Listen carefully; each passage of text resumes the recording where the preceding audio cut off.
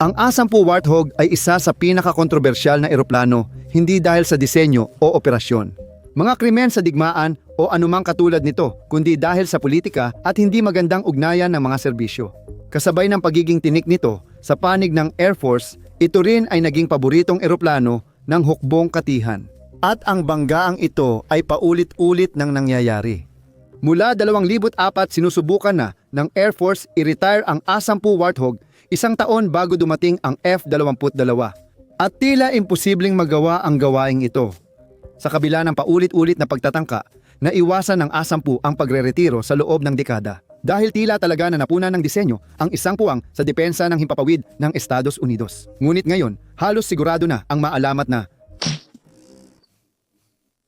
nang Doom ay magre-retiro na marahil sa loob lamang ng isang taon, posibleng sa huling pagkakataon.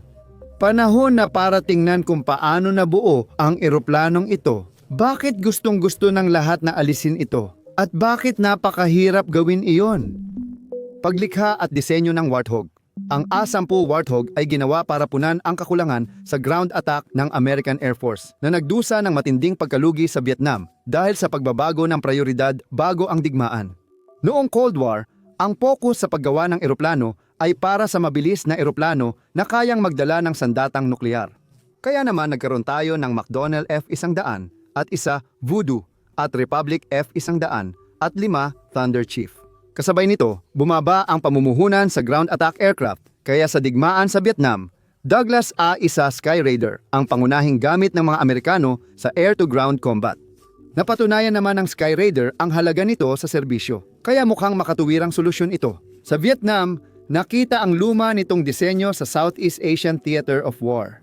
Halos 2 dekada na ang eroplano noong panahong iyon. At ito ay sa panahon ng mabilisang pag-unlad ng teknolohiya, kung saan ang 20 taon ay parang isang siglo.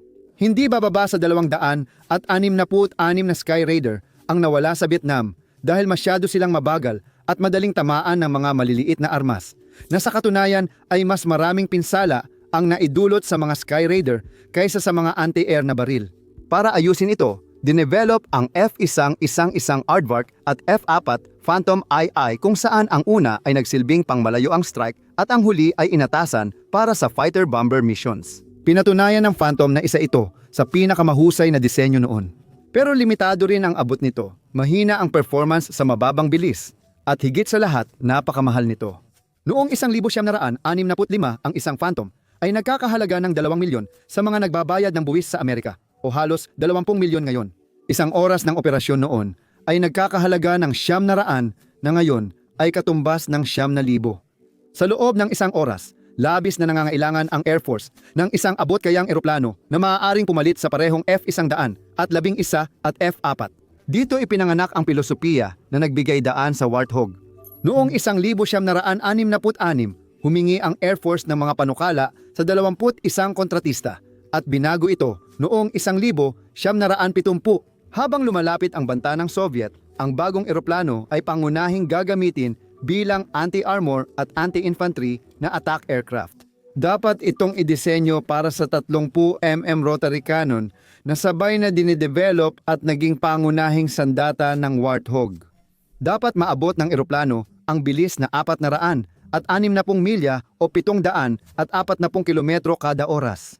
Kailangan nitong lumipad mula sa 1,200 metrong runway at kayang magdala ng 16,000 libra o higit 7 metriko toneladang panlabas na sandata at kumpletuhin ang mga misyon sa 285 milya o 400 at 60 kilometrong radius. Mahalaga, hindi dapat lumagpas sa $14 na milyong bawat unit o mga 113 milyon ngayon. Ang bagong disenyo na ito ang magiging kauna-unahang eroplano ng United States Air Force na partikular na ginawa para sa close air support.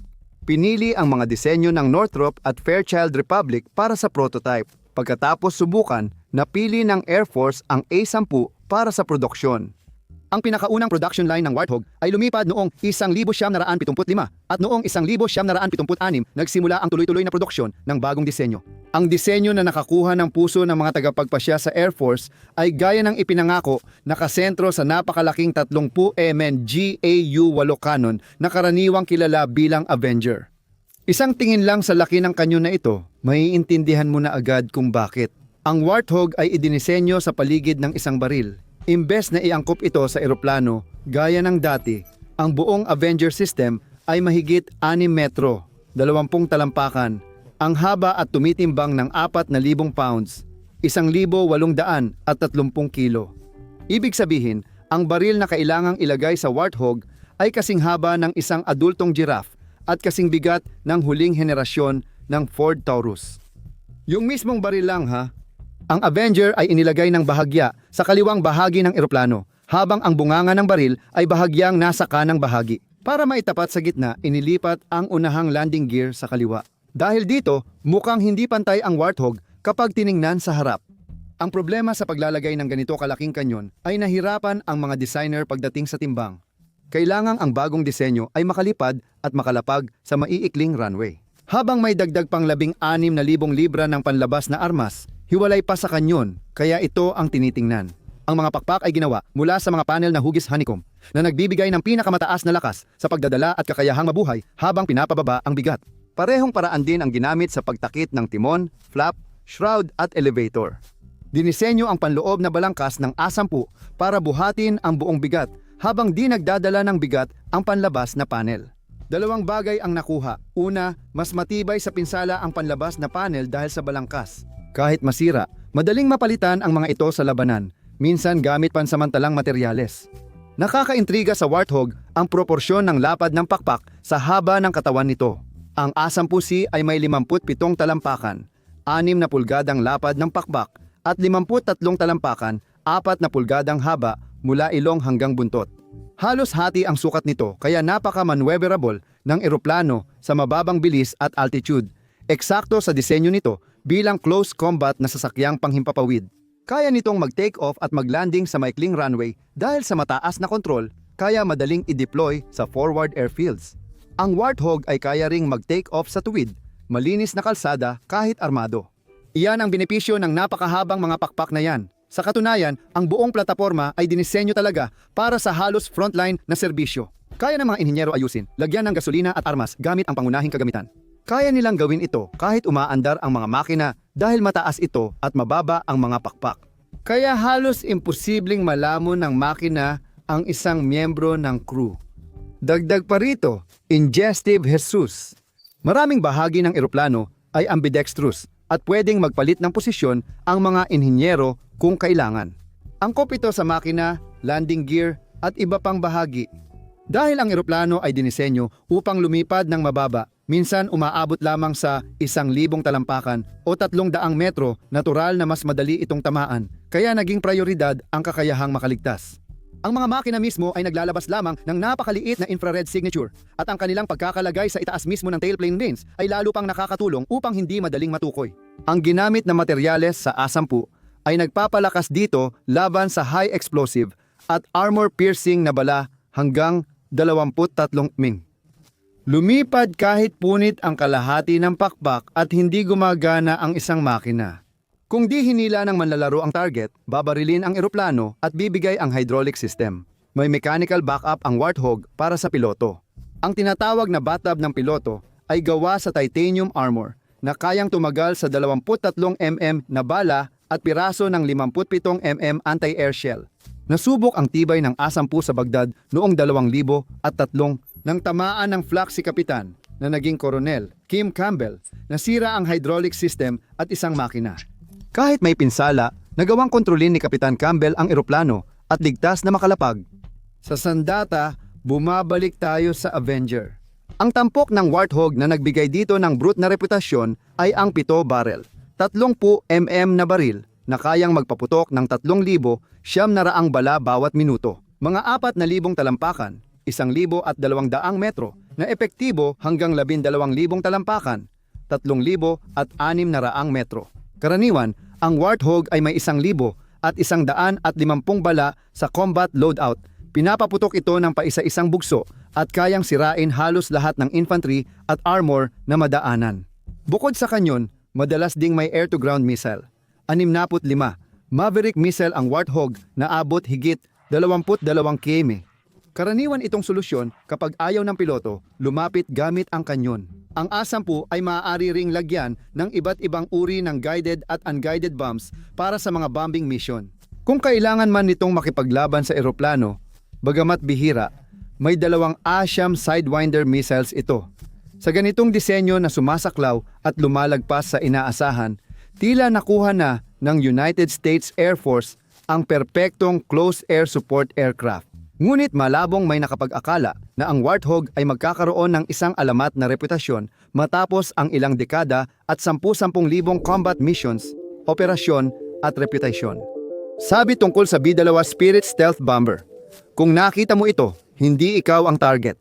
At katulad niyan, ang mga sundalo at sundalong babae na nakakita ng A-10 sa aksyon ay madalas magsabi, kung narinig mo ito, hindi ikaw ang target. Ang ito sa kasong ito ay ang iconic na tunog ng Warthog, ang Avenger autocannon, na lubusang sumisira ng araw ng ilan. Dahil sa dami ng laban, ang A-10 ay malakas na sinusuportahan ng militar, lalo na ng infantry. Kapansin-pansin ito kapag nakausap mo ang naligtas dahil sa putok ng A-10 autocannon. O kung titingnan mo lang ang comment section ng alinman sa 3 mega projects na video tungkol sa Warthog. Ang mga taong ito rin ang tila nagmamahal sa Warthog nang higit pa kaysa sa channel na ito, at hindi iyon walang dahilan. Nagsimulang gamitin ang A-10 noong late 1970s, ngunit unang sumabak sa labanan sa Gulf War noong 1971. Napatunayang mahusay ang disenyo sa close air support kaya hindi na pinalitan ng Air Force ng F-16 na close air support version ang eroplano. Ang A-10 ang pinaka napipinsalang eroplano sa labanan dahil sa mababa at mabagal nitong lipad, kaya agad itong inilipat sa timog na hangganan. Nagbayad ng malaking halaga ang Iraqi Republican Army dahil winasak ng A-10 Warthog fleet ang isang kapat ng arsenal militar ng Iraq. Lumipad ito ng 8,000 at 100 sorties, halos umabot sa 1,000 nawasak na tangke, kulang ng 13, at winasak ang 2 helicopter, 500 plus APCs, 3,000 di-armadong sasakyan, at 500 plus estrukturang militar at command post. Sagrado kapag nailatag ang linya. 6 na Warthog ang nawala at halos 20 ang malubhang nasugatan. Pero mas mababa pa rin ang rasyo ng pagkawala ng eroplano kada misyon kumpara sa F-16, F-15E o Tornado. Kahit na lumilipad ito ng mas mababa, mas mabagal at masasabi ring mas inilalagay ang sarili sa panganib. Pagkatapos ng maikling laban sa Bosnia at Kosovo, ipinadala ang mga A-10 sa Pakistan at Afghanistan noong 2002 para sa Operasyon Anaconda. Ito ang simula ng matatag na reputasyon ng A-10 sa mga infantry. Ayon sa datos, ang Warthog ay nagsagawa ng 32 combat missions sa Operations Iraqi Freedom at Enduring Freedom at nag-average ng 27,000 hanggang 34,500 sorties bawat taon sa Afghanistan at Iraq. Lumipat sila ng 11% ng lahat ng close air support sorties at ang tanging eroplanong nakatalo sa record na iyon ay ang F-16. Sa panahon ng pananatili nito sa gitnang silangan, ang A-10 ay naging pangunahing pagpipilian para sa close air support ng mga infantry na lumahok sa libu-libong sorties laban sa mga puwersa ng Taliban. Karaniwang sumusunod ang Warthog sa utos ng Joint Terminal Attack Controllers at nagpapaputok sa kalaban mula sa mababang taas. Hindi pa rin nagbabago ang estratehiyang ito hanggang ngayon. At sa aspetong ito, talagang namamayani ang Warthog, kaya naman bihirang magbayad ng inumin ang mga piloto sa base. Noong 2005 sumailalim sa modernisasyon ang 356 A-10 fleet sa Precision Engagement Program at tinawag muli bilang A-10CS. Pero para sa kalinawan, tatawagin pa rin natin silang A-10 para sa natitirang bahagi ng video. Malaking positibong pagbabago ang dinala ng improvement program sa Warthog. Ipinakilala nito ang kakayahang lumaban sa anumang panahon, electronic countermeasure, mas pinahusay na fire control system, smart targeting, 2 multifunctional display, at hands-on throttle at stick setup. Maraming piloto ang natuwa sa mga pagbabago sa sensory department ng A-10. Ang targeting pad ay nagbibigay daan sa piloto ng A-10 na pumili ng target kahit malayo, parang ibang zip code. Tunay na kapaki-pakinabang kapag ginagamit. Kapag ginamitan ng guided munitions, nagiging surgical strike platform ang dating close air support platform. Binuksan nito ang pinto para magamit ang mga A-10 sa air interdiction kung saan binobomba ng eroplano ang mga target na hindi pa direktang banta sa tropa sa lupa. Gayunpaman, hindi naapektuhan ng mga pagbabagong ito ang pangunahing tungkulin ng A-10 sa close air support.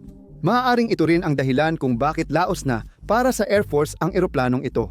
Kahit may bagong sensor at kagamitan, ang A-10 ay disenyo pa rin para lumipad ng mababa at mabagal para makita ng piloto ang target bago umatake. Hindi pa rin nagbago ang doktrinang ito kahit may mga pagbabago dahil ang bagong targeting pod ay parang may sipit ng straw ng soft drinks. Tanaw sa labanan. Sa madaling salita, ang tanaw ng piloto ay parang lawin. Pero ang lawak ng tanaw ay sobrang limitado. Kadalasan ay nasa radius lang ng mga 20 metro depende sa layo mula sa tinatarget na lugar. Tulad ng inaasahan, ayaw ng mga piloto na mapaputukan ang sarili nilang tropa. At ang tanging siguradong paraan para maiwasan ang insidente ng friendly fire kapag nagbibigay ng close air support ay ang umasa sa mga bintana ng cockpit, na halos hindi nagbago mula noong unang ginawa ang A-10. Ibig sabihin, hindi napabuti ng bagong targeting tech ang A-10 sa infantry support na siyang pangunahing tungkulin nito ayon sa datos, pero napabuti nito ang laban sa armor. Ang A-10 ay mahusay na test subject para sa bagong teknolohiya sa gasolina, isa sa pangalawa nitong tungkulin. Ito ang unang eroplano na nakatapos ng paglipad gamit ang biofuel at noong 2012 ito rin ang pinakaunang lumipad. Lasing, hindi ang piloto. Ang eroplano ng ika-40 na Flight Test Squadron ay gumamit ng bagong gasolina mula alkohol at natapos ang paglipad sa Gulf Coast. Bakit ang hirap ipatigil ang pagre-retiro ng A-10? Katulad ng mga Amerikanong kongresista, ilang beses ng planong i-retire ang A-10 pero palaging napapahaba ang serbisyo nito. Ang unang plano para sa pagre-retiro ng A-10 ay aalisin ito sa serbisyo noong 2014 at papalitan sana ito ng Lockheed Martin F-35 Lightning.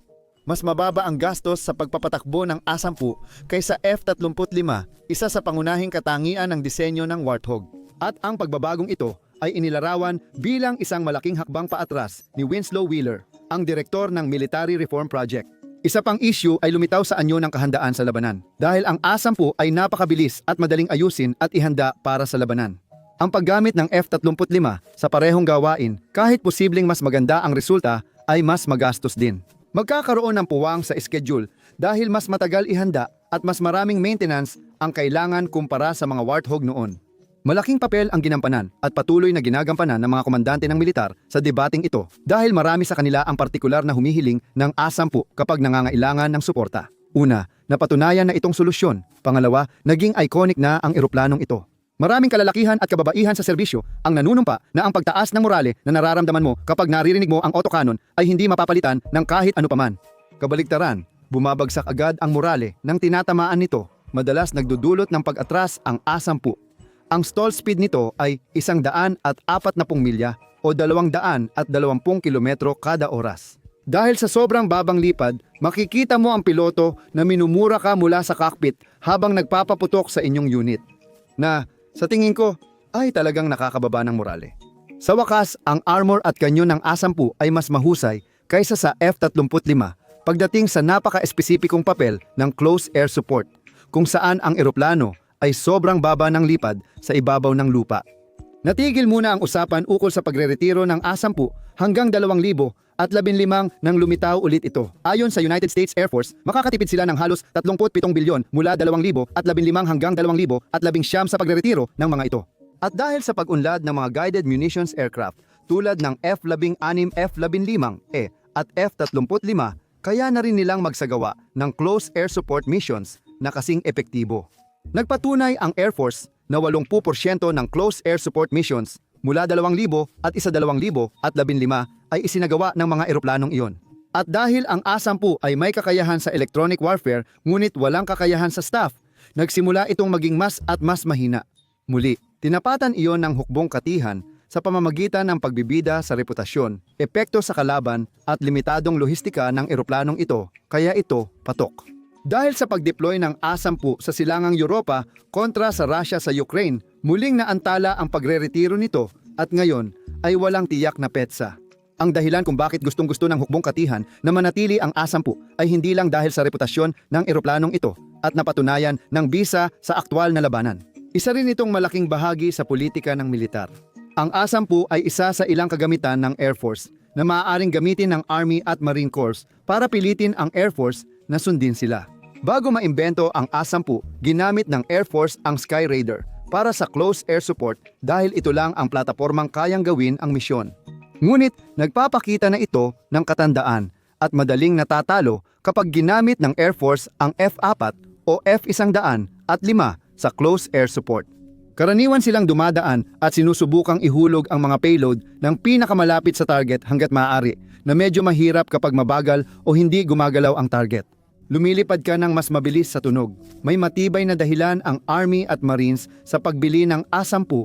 Pwede nilang sabihin na kailangan namin ng eroplanong para sa close air support lang dahil iyon ang aming prioridad. Paraan ito para mapabuti ang kaligtasan. Dahil sa teknolohiyang pag-unlad, nalalaos na ang ganitong close air support. Gusto ng Hukbong Katihan at Marine Corps na manatili ang A-10 sa serbisyo dahil nakakatulong itong panatilihing tapat ang Air Force. Pinipigilan nitong mabago ang kahulugan ng close air support ayon sa pansariling ambisyon ng mga decision maker. Ito ang mahusay na halimbawa ng hidwaan sa pagitan ng mga sangay ng serbisyo. Ayaw ng Air Force magbigay ng close air support o payagan ang Army na gawin ito mag-isa, habang desperado naman ang Army na pabigatin ang Air Force. Gamit ang aeronautical na pares ng medyas na Grandmark AB-3 tatlong Pasko na ang nakalipas na sinasabi mong maayos pa. Dahil iyon lang ang paraan ng Hukbong Katihan para makontrol ang Air Force. Sa madaling salita, bukod sa lobbying ng gobyerno, marami ring lobbying sa pagitan ng mga sangay ng serbisyo. Fast forward sa 2025 at mukhang ang A-10 ay tuluyan ng magre-retiro. Ayon sa 2026 fiscal budget ng Pentagon, kailangan nang i-retire ng Air Force ang 162 natitirang A-10. Gaya ng dati, hindi pumayag ang Senado at naglabas sila ng sariling bersyon ng National Defense Authorization Act na nag-aatas sa Air Force na panatilihin ang hindi bababa sa 103 A-10 sa serbisyo. Sabi ng Air Force, aalisin nila ang mga A-10 sa ilang taon kahit pinipilit pa ng Senado. Lubos naming alam na sa ganitong panahon sa susunod na taon, maaaring maglabas kami ng video na may pamagat na nagkamali kami sa oras na ito. Totoo na talaga ang pagre-retiro ng Warthog ngayon. Hindi tulad ng mga nakaraang pagkakataon na tinangkang i-retire ito. May ebidensya na ang Air Force sa pagtanda ng A-10 at may plano na rin sa pagre-retiro nito. Tapos na ang panahon ng A-10. Kaya kung titingnan natin ang A-10 sa ibang pananaw, marami talagang makatuwirang argumento ang Air Force. Ang pilosopiyang bumuo sa Warthog na kilala at minamahal natin ay bahagi na ng nakaraan. Dahil ito ay nakabatay sa mga larangan ng labanan noon at nagbago na ang mga larangan ng labanan noong dekada 70. Ang Mark I Eyeball, tawag ng militar sa sariling mata, ang pinakamahusay na sistema sa pagkilala ng target. Kaya makatuwiran gumawa ng eroplano na mababa at mabagal ang lipad para may oras ang piloto magpaputok. Ngayon, may targeting pods na tayo at kaya ng mga piloto mag-zoom in at pumili ng target mula sa taas nang hindi nalalaman ng iba na nandoon sila. Pangalawa, hindi guided ang mga sandata ng A-10 kaya kailangan nitong mababa at mabagal noon. Ang precision-guided munition ay kayang ihulog mula anumang taas at eksaktong tatama sa target. Dati, bihira at hindi epektibo ang man-portable air defense systems tulad ng surface-to-air missiles. Ngayon, karaniwan at napaka-epektibo na ang dalawang uri ng anti-air weapons. Ang A-10 ay hindi dinisenyo para umiwas sa putok, kundi para mabuhay kahit direktang tamaan. Alam mo bang ang mga advanced na weapon systems tulad ng F-35 ay dinisenyo para umiwas? Kaya nitong bombahin ang mga weapon sites mula sa labas ng abot ng mga baril. Bukod sa mga argumentong iyon, mahalaga rin ang lohistika. Oo, mas mura ang pagpapanatili ng A-10 kaysa sa iba pang eroplano, pero mas mahal na ito ngayon kaysa 20 taon na ang nakalipas. Dahil matagal nang isinara ang lahat ng linya ng produksyon at para makakuha ng mga pamalit na pyesa, kailangang magtanggal ng mga pyesa ang mga inhinyero mula sa mga lumang eroplano. Mayroon ding pagkiling ang Kongreso dahil sa misteryo na bumabalot sa 30mm na kanyon na, sa totoo lang, ay medyo maiintindihan naman. Pero tama rin ang pag-iingat ng Kongreso dahil hindi pa ganap na nasa produksyon ang F-35 noong unang iminungkahi ang pagre-retiro ng A-10. Sa huli, ito na siguro ang pinakamalakas na argumento laban sa tuloy-tuloy na serbisyo ng A-10. Ang Warthog ay gumagana lang sa ligtas na kapaligiran. Ibig sabihin, kung ilalagay mo ang A-10 sa Ukraine, halos wala itong silbi at magagamit lang laban sa unit na walang anti-air na armas o suporta mula sa himpapawid. Ang A-10 ay kapaki-pakinabang sa mga lugar tulad ng Afghanistan na kaunti ang anti-air na armas at hindi bihasa ang mga operator. Ngunit naghahanda ang Estados Unidos para sa labanan laban sa bihasa at may karanasang kalaban na may dekalidad na anti-air system. Hindi talaga kakayanin ng A-10 ang ganoong sitwasyon. Dahil dyan, narito kung paano balak ng Air Force na palitan ang Warthog, ang kanilang plano sa pagpapalit. Ang F-16 Fighting Falcon ang unang papalit sa A-10. Matagal ng opsyon ng Air Force ang F-16 simula pa 2,000S dahil sa liksi at bilis nito, kaya't ito ay magandang kandidato. Ang problema ay masyadong mabilis ang F-16 para sa loitering close air support. Ayon kay Kapitan Alexandra Sers, direktor ng operasyon sa 25th Fighter Generation Squadron, kaya raw ng F-16 ang lahat. Kapag in-upgrade mo sila, kaya nilang gawin ang maraming misyon, tulad ng pagbibigay ng close air support gaya ng A-10. Aalis ang mga Warthog sa South Korea bago matapos ang 2,000 at 25 at papalitan ng mga in-upgrade na F-16 na magsisilbing unang pagsubok kung kayang palitan ng mga ito ang Warthog. Ang Close Air Support F-16 ay in-upgrade ng APG-83 Acer radar mula Northrop Grumman, isang 5th generation sensory suite na gamit din sa F-22 at F-35. Pinapahusay nito ang pagsubaybay sa target, operasyon sa lahat ng panahon, at situational awareness, kasama ang center pedestal display na nagbibigay ng taktikal na pananaw para mapadali ang desisyon ng piloto. May Sniper Advanced Targeting Pod at Legion ES Infrared Search Systems ang F-16, kaya mas mabilis itong maghanap ng target at mas mahusay sa surveillance. Kulang na lang talaga ang 30mm autocannon. Sinubukan ito noong late 19 na 80s, bago ang Gulf War, nang pag-isipan ang close air support na F-16. Hindi pa nakalaban ang A-10 noon, pero pinag-iisipan na rin nilang palitan ito. At ang College of Arts and Sciences F-16 ay tatawaging A-16 sana kung hindi lang nakansela ang programa kahit na naging matagumpay ang mga pagsubok. Noong 1972, 24 F-16 ang inangkop bilang College of Arts and Sciences, kasabay ng simula ng Gulf War para sa pagsubok. Nilagyan ang mga ito ng GAU-13 30mm na kanyon na sa madaling salita ay 4 na bariles na bersyon ng Avenger cannon na kilala at paborito nating lahat. Gayunpaman, nabigo ang pagsasanib dahil hindi ma-integrate ng maayos ang bagong baril sa F-16, kaya't madalas itong manginig sa mga pylons at nagdulot ng kapalpakan sa katumpakan. Mukhang walang nakakaintindi, may dahilan yan. Ang airframe ng A-10 ay dinisenyo batay sa baril na kasing laki ng SUV, hindi lang basta ikinabit sa ilalim ng eroplano. Tinanggalan ng baril ang F-16 at ginamit pa rin sa Gulf War bilang close air support. Pagkatapos, hindi na itinuloy ang specialized na College of Arts and Sciences F-16 pero naging maayos naman ang performance nito sa digmaan kontra terorismo. Lumabas na, hindi mo naman kailangan ng 30mm na kanyon para pabagsakin ang isang kalabang tao o isang hindi armadong truck na mula pa sa panahon ng Soviet. Kayang-kaya na ng karaniwang 20mm na kanyon ng F-16 ang ganitong gawain.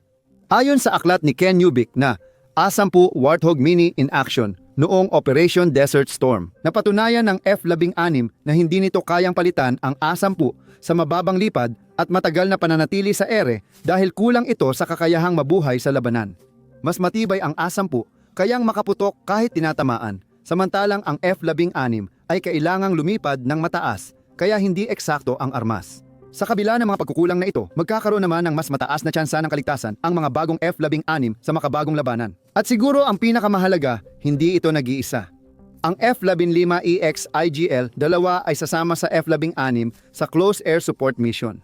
Ito ay isang karagdagang pag-unlad ng walang iba kundi ang F-15E Eagle Strike na isinama ang bawat piraso ng teknolohiya na mayroon ang Boeing noong panahon ng disenyo. At partikular na tungkol sa papel ng close air support, pinahusay ang kakayahan ng eroplano na magdala ng mas maraming kargamento. Kayang dalhin ng IGL-2 ang 12 air-to-surface missile at iba't ibang bomba tulad ng GBU-39. Mas tipid at epektibo ang maliit na diameter na bomba sa pagpabagsak ng infantry o magagaan na sasakyan. Ang F-35 ang huling bahagi ng close air support puzzle na sa wakas ay nahanap ang papel nito matapos ilang taon ng pagkakatabi. Kadalasan itong nagseserbisyo mula sa malayong distansya dahil ang eroplano ay parang United States Ship Enterprise ng aviation na may sensor na kayang tukuyin at gabayan ang mga missile sa target mula sa layo. Hindi namamalayan ng mga sistema ng babala ng kalaban na nasa kanilang airspace ito. Tutulungan ang mga combat aircraft ng hindi inaasahang kaalyado. Ang Air Tractor L3 Harris Observation Attack, isa kay Sky Raider 2. Matindi ang pangalan pero mas kilala siyang Sky Warden, mas simple. Kung sa unang tingin ay iniisip mong biro ito, maiintindihan ko.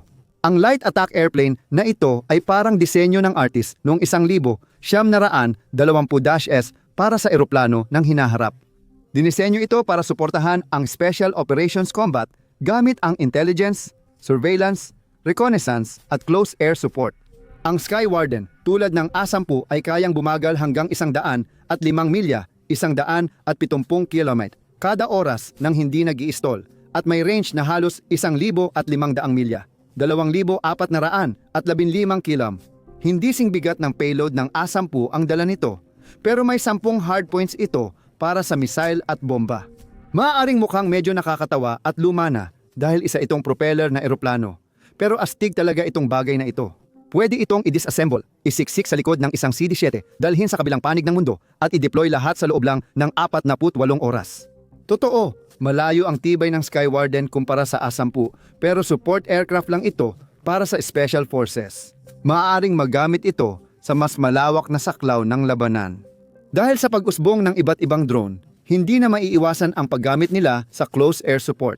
At bahagi ito ng Collaborative Combat Aircraft Program na matagal nang pinagtatrabahuhan ng Air Force. Sa madaling sabi, bukod sa pagtutulungan ng tao sa tao na araw-araw nangyayari sa mga digmaan sa mundo, plano ng Air Force na gawing kasama sa himpapawid ang mga drone, diretsong kokontrolin ng piloto na nasa tabi nila. Malaking tulong ito sa anumang misyon sa labanan, hindi lang sa close air support. Kung susuriin natin ito, lalo na kaugnay ng pagpapalit ng A-10, tila imposibleng may puwersa sa lupa na makaligtas sa pag-atake ng iba't ibang manned aircraft at drone. Dahil dito, kayang palitan ng Air Force ang A-10. Pero hindi ba't masyadong magastos ito?